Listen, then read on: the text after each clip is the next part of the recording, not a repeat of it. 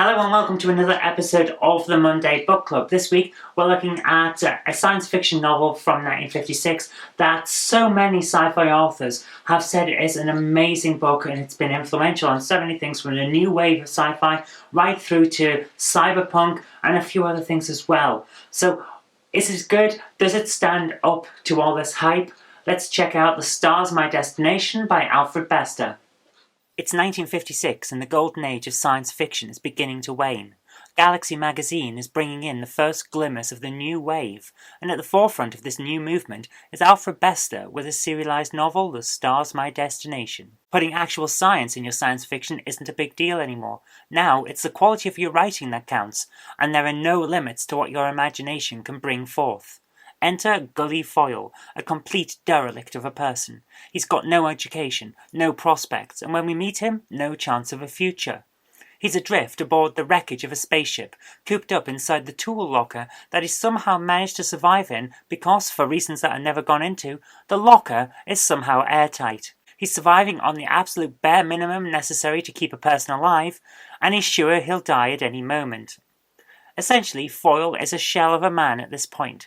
He's clearly given up on himself, but can't bring himself to surrender to the inevitable. So instead, he's clinging to the frayed edges of life by hiding out in a tiny dark locker that's repeatedly referred to as a coffin.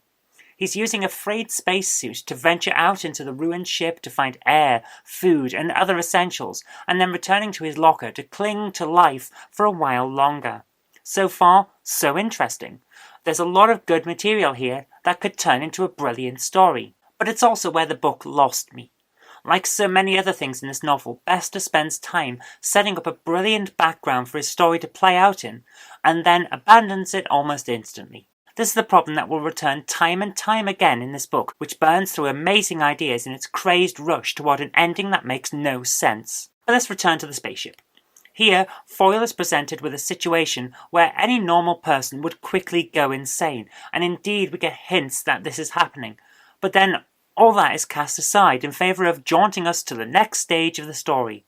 In the right hands, the struggle for survival in these desperate circumstances would be the story. But not here. This is a story of revenge, and it will chew up any novel-worthy premise that gets in its way. So Foyle meets a group of people who are descended from a crashed science vessel and who now live inside asteroids. Again, this is a brilliant premise that will quickly be passed over. It is, however, when we first meet a woman in this book, and how she is depicted gives us a very clear view of how all characters, but especially women, will be handled in the novel. The woman is depicted as meek and subservient. She's barely a character, and is entirely here to push the plot forward for Gully Foyle. In The Star's My Destination, there is hardly a woman character who isn't going to act subservient to a man, and there are precisely 0 women who exist in this novel as characters. All are plot devices that could easily be replaced by the robot who randomly comes to life at the finale in order to push the plot to its conclusion. To an extent, the same can be said about the men. Nobody has a proper character here. Everyone except Gully Foyle sounds the same and reads the same. I realise this was a serialised novel, and thus shares the same problems that every serialised novel has, i.e. a severe lack of time for rewrites, because it's all being written to a deadline. But for goodness sake, even Dune Messiah managed to have some characterisation in it. Not here, however. In The Star's My Destination, characterisation and good plot ideas are all pushed aside in favour of a race to the ending, where Bester takes the opportunity to leap onto his soapbox and fire off page after page of Cold War-era disarmament ranting. You might be listening to this and thinking I didn't enjoy a page of this book, but oddly enough, that's not true. There is good writing here, in amongst all the faults, and there are many faults. Bester is a brilliant writer, and when he's playing to his strengths, I found I couldn't put the book down. The action sequences are presented in a masterful way. He does chase sequences well, and his descriptions of how people reacted to bombings were spectacular. It's just the rest of it that I had a problem with, because there's no meat to it. Bester likes to tell rather than show. Huge chunks of the book are exposition rather than story, which feels an awful lot like he put down the bare minimum he needed in order to get the next book to the next scene without too much delay. Again, this might be the result of writing to a deadline, I don't know. What I do know is that when he's taken the time to write actual story, he's really good at it. He's just not doing that anywhere near enough. Now, a great number of science fiction writers praise The Star's My Destination as a groundbreaking novel. Some even go as far as to call this book the greatest science fiction novel ever written.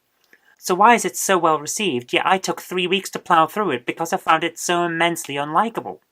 Well, in many ways it's because The Star's My Destination is a victim of its own success.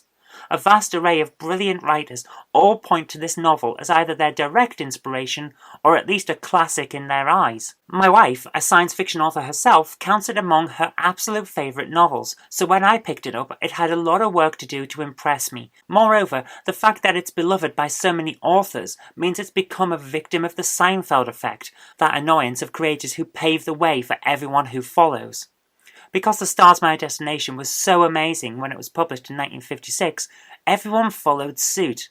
Newer authors came along having read it and wrote their own stories in a similar manner. Those who came after it took its ideas and built on them, creating newer, and in many respects far better, stories, which then inspired the next generation and so forth. It's 60 years since this book was first serialised, and in that time we as a society and science fiction as a genre have moved on, but the book, naturally, has not. It wasn't a book that was of its time. It was clearly ahead of its time in many ways, but now time has passed it by. Its ideas may have been groundbreaking in the 50s, but now its science reads like junk science, its philosophy reads like Cold War paranoia, and its depictions of women and gay people are simply laughable. In its day, this book may well have been a classic, and I'm more than willing to accept that. I'm glad I read it. There's still a lot to like about Bester's writing. But for those who continue to praise this book as one of the finest novels in science fiction, I'm sorry, but no, I can't agree. Time and writing have moved on, and this emperor now wears no clothes. Okay, so you can see that I really didn't like this book all that much. I mean, the writing is very, very good. When Bester is on form, he is on form. It's a very interesting read. However, I think the biggest problem that this book has is the same thing that The Matrix had. When it came out, everyone looked at it and thought, wow, this is amazing, this is groundbreaking stuff. And then everyone copied it. So now we've got The Matrix over here, and it looks good for the time, and I watched that film again and again and again. It was so good back in the day. But since then, people have gone, well, I like what they've done here, but we can tweak it and make it better. I like what they've done here, but we can tweak it and make it better and expand on it, make it something even greater. And now, after all these years, you look at The Matrix and think, yeah. And that's pretty much the response. And it's the same thing with this book. I think if I'd read it at the time, I would have been blown away by it. But now, coming to it 60 years later, I'm sorry, but times have changed. And the book is starting to feel of its time. And that's the problem, isn't it? That's the problem that all books have, let's admit it. Anything that changes things and pushes boundaries is at some point going to become the old guard that the next thing that pushes boundaries is rebelling against. But that's just life. Anyway, thank you very much for watching. I hope you did like this, and if you did, remember to click the like button. Share it with your friends so that they'll know a good book when they see it, and do subscribe for future videos because there will be more in the future. But until next time, I've been Zoe Kirk-Robinson. You've been watching the Monday Book Club on ZJKR, and I'll see you next time.